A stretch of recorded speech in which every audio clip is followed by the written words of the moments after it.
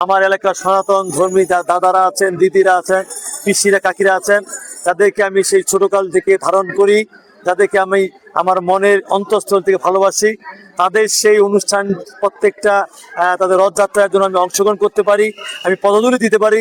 এই জন্য আমি এসেই সেখানে দেবীগঞ্জের ব্রিজের পাড়ে সেখানে গিয়েছি, ময়দান নিতে গিয়েছি এবং পঞ্চগড় সদরে শেষ করে এখন এই ব্যাঙাড়িতে পুকুরি আসলাম।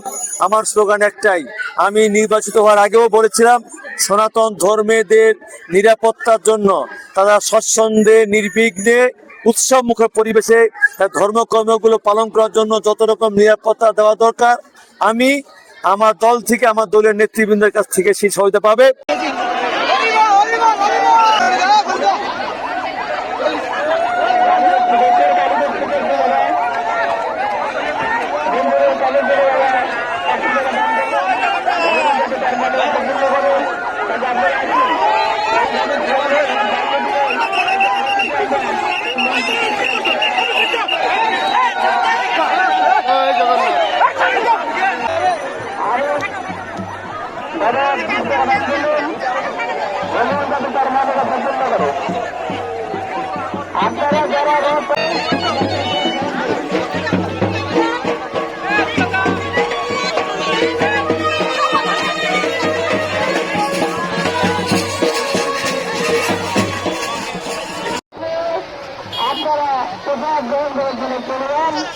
আমাদের মাঝে অনেক ভক্ত